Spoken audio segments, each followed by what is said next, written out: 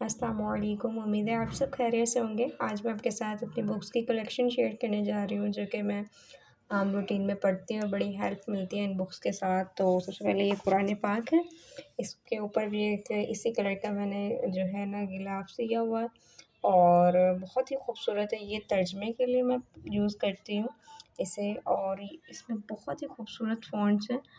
और वैसे लग रहा है बिल्कुल बारीक-बारीक, लेकिन ये पढ़ने में, क्योंकि ये 2 कलर्स में है, तो पढ़ने में बहुत आसानी रहती है अल्फ़ाज़ मायने याद करने में। उसके बाद एक ये पॉकेट साइज़ कुरान पाक है। ये दोनों कुरान पाक जो हैं मुझे मुफ्ती साहब से मिले हैं। ये बहुत ही खूबसूरत कुरान पाक है। इसके फ़ॉन्ट्स भी बहुत ज़बरदस्त हैं, और ये जितना छोटा है लेकिन इसके फ़ॉन्ट्स बहुत ही क्लियर हैं, समझ लग सकते हैं। मोटी-मोटी लिखाई है इसकी, और ये पॉकेट साइज़ है, और इस पे भी जो है ज़िप लगी हुई है, और ये ज़िप बंद करके आप इसे पॉकेट में भी कैरी कर सकते हैं, लेकिन बावजूद रहकर।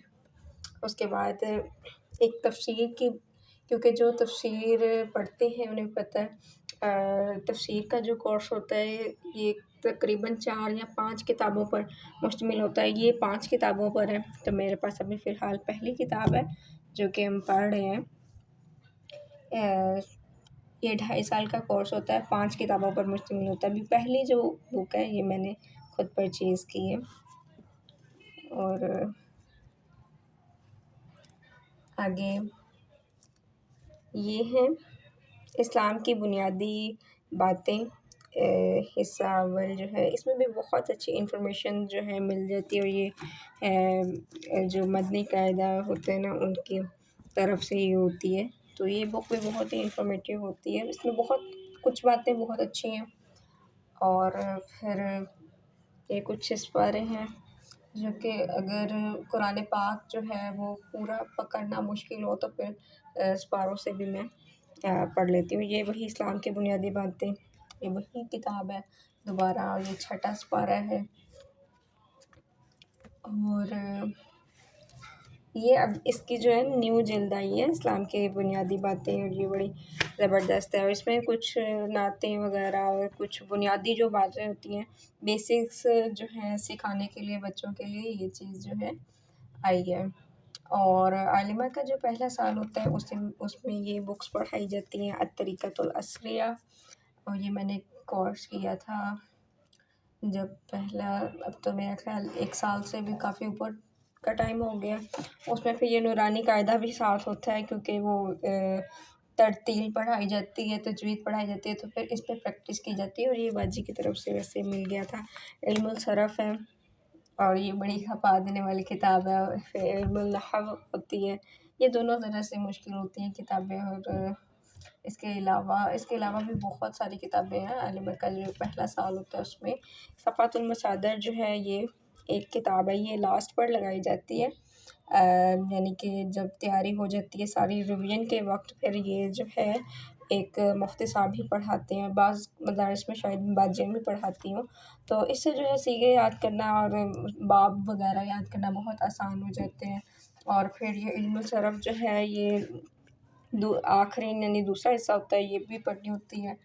और इसके अलावा खुलासा तजवीर होती है, वो मैंने नहीं ख़रीदी थी, क्योंकि उसमें से जो है एक ही क्वेश्चन आता था, और वो जो है आसान ही होता है। और वो बाजी भी साथ-साथ, यानी कि उसमें प्रैक्टिकल ज़्यादा करना होता है। पढ़ने वाली चीज़ें बुक से कम ही होती हैं, याद करने वाली चीज़ें ज़्यादा होती हैं। ये ज़ादुल तालिबीन है, ये हदीस की बुक है, और इसमें बहुत सारी हदीसें जो हैं आपको रेफ़रेंस के साथ मिल जाती हैं। हाँ, तर्जमा साथ-साथ फिर लिखना होता है, और ये देखिए मैंने लिखा भी हुआ है साथ-साथ। ये बहुत ही बेस्ट बुक है। ये जो है, ये भी आलिमा का जब कोर्स किया था उसी के दौरान उन्होंने पहले साल में ये लगाई थी। और ये है जी तारीख़ुल इस्लाम, और ये भी बेस्ट बुक है।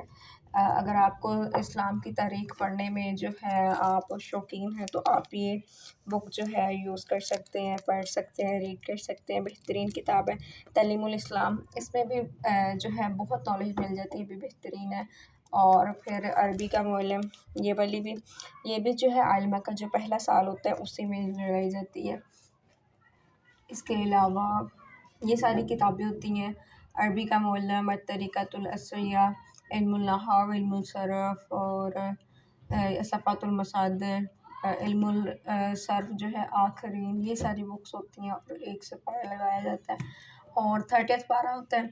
और ये मुझे जो है जब रिज़ल्ट था तो मैं सेकंड पोजीशन आई थी मेरी और मुझे ये मिली थी दर्स की तरफ से। मदरसा जो था वो उनका था मदरसा देवबंदियों का था मदरसा, उधर से मुझे फिर ये मेरी सेकंड पोजीशन आई थी, फिर मुझे ये वहाँ से मिली थी तोहफ़ा ख़वातीन। और ये भी बेस्ट बुक है, इसमें बहुत सारे टॉपिक्स बहुत अच्छे भी हैं टॉपिक्स, मैंने सारे नहीं पढ़ी लेकिन कुछ टॉपिक्स इसमें बहुत अच्छे हैं। फिर है जी ये सैयदना अबू बकर सिद्दीक़ रज़ियल्लाहु तआला अन्हु की ज़िंदगी पर, ये भी बेस्ट बुक है। इसमें बहुत सारी चीज़ें लिखी हुई हैं और ये इन्फॉर्मेशन जो उनकी ज़िंदगी उन्होंने कैसे गुजारी, वो अपनी ज़िंदगी में किन आदात के मालिक थे, नबी सल्लल्लाहु अलैहि वसल्लम के साथ उनका सारा जो था तर्ज़ अमल, वो सारा इसमें है। और ये कुछ पारे हैं, ये मुझे मेरी टीचर की तरफ से मिले थे, दुरूद पाक की बरक़ात। और ये छोटे-छोटे किताब जो होते हैं ये पढ़ने में बहुत मज़ा आता है और यानी कि छोटे-छोटे किताब से जो होते हैं ना, इनसे ना अच्छी आदतें इंसान सीखता है। सुन्नत मुस्तफ़ा सल्लल्लाहु अलैहि वसल्लम, ये भी बहुत कोई अच्छी बुक है। और बेदार कुन नसीहत, ये सारी मुझे अपने टीचर्स की तरफ से मिली है। और ये दाढ़ी की अहमियत, ये भी बहुत अच्छी है। नया नसीहतनामा, ये भी बहुत अच्छी है। ये छोटे-छोटे हैं जो कि बेस्ट हैं। और ये जो है पंच पारा जिसे कहते हैं, तजवीद आखिरी जो होता है लास्ट वाला 5th पारे होते हैं इसमें। और ये जो है तजवीद के लिए फिर बहुत बेहतरीन रहता है, इसमें फ़ॉन्ट्स भी इसके बहुत जो हैं अच्छे होते हैं इसलिए। इसके अलावा ये जो है ये एक डिफरेंट लैंग्वेज में रखा है, ये जर्मन में है या फिर पता नहीं कौन सी लैंग्वेज है, लेकिन इसमें जो है सारी हिस्ट्री बताई गई है। लेकिन क्योंकि ये अनदर लैंग्वेज में है तो ये मैं पढ़ नहीं पाई, तो ये भी है। इसके अलावा जो है ये भी है, ये तफसीर है, लेकिन क्योंकि ये भी अनदर लैंग्वेज में ही है तो ये भी मैं नहीं पढ़ पाई। लेकिन है इसमें कुछ सूरतें हैं, लास्ट 30th पारा की ही तफसीर है, तो ये सूरतों के लिहाज से तो पढ़ा जा सकता है कि सूरतें इसमें से पढ़ी जा सकती हैं। और नूरानी कायदे मेरे पास बहुत सारे हैं, सिपारे भी बहुत सारे हैं, क्योंकि फिर वो सेपरेटली भी पढ़ना। और ये पहले ये चलता था जो ना ये कायदा चलता होता था। उसके बाद ये नमाज आप तर्जमे के साथ पढ़ने की ज़रूर कोशिश किया करें, सीखें। और नमाज में भी नमाज हनफी और कितनी नमाज़ें ऐसे, तो ये भी साथ मुख्तलिफ मैंने रखी हुई हैं। कोई तीर मतलब उसमें शॉर्ट बताया होता है, कुछ लास्ट तक दुरूद शरीफ और फिर रब्बी जअलनी, और इसके अलावा इज़ाफ़ी दुआएं वाली वो वाली नमाज भी। और ये नमाज़ हनफी, ये सारी ये जो है ये बुक भी बहुत अच्छी है। इसमें जो है ज़रूरी जो असबाक होते हैं जो हर मुसलमान को आने चाहिए, दफनाने के मुतालिक जो है, गुस्ल के मुतालिक, क्योंकि आजकल देखें हमें इन मौज़ू पर तो हमारे पास नॉलेज भी बहुत कम है और कोई भी हम आजकल सुनी सुनाई बातों पर अमल भी बहुत करते हैं। तो इसमें बहुत सारी नॉलेज है इस बुक में कि किस तरह का अगर मैयत को गुस्ल देना है, कोई मसला पेश आए तो उससे कैसे निपटना है, आदाब मदीना। और ये भी बहुत ही खूबसूरत जो है किताब है। और इसके अलावा मंजिल, और ये जो है ना छोटी-छोटी किताबें, इस तरह की किताब से बहुत जो है हेल्पफुल रहते हैं। इल्म की पहचान 10-20 रुपए का मिलता है, इसमें बहुत सारे कोर्स बताए जाते हैं जिन लोगों को इतनी आसानी नहीं होती, तो वो इन चीज़ों से मदद ले सकते हैं। मंजिल है, ये भी बड़ी अच्छी। और इसके अलावा दुरूद शरीफ, ये दुआएँ, इसमें बहुत दुआएँ हैं, छोटी-छोटी दुआएँ याद करने के लिए। और फिर ये क़यामत के इम्तिहान, ये छोटी-छोटी बुक्स हैं और बहुत ही इन्फॉर्मेटिव। और ये वाली हदीस रसूल कर लो कबूल। और ये जो है ग़ीबत की तबाहकारियाँ, ये तो सबको पढ़नी चाहिए, जिसे हम गुनाह भी नहीं समझते ग़ीबत करना, तो ये तो सबको पढ़नी चाहिए, ये भी बहुत अच्छी बुक है। और ये नातों के लिए ये कुछ दुरूद शरीफ होते हैं छोटे-छोटे, इसमें ये दुरूद सलाम, ये भी बहुत अच्छी। और ये भी अगेन नातों के लिए, नातें बहुत खूबसूरत तरीके से लिखी हुई हैं यहाँ पर।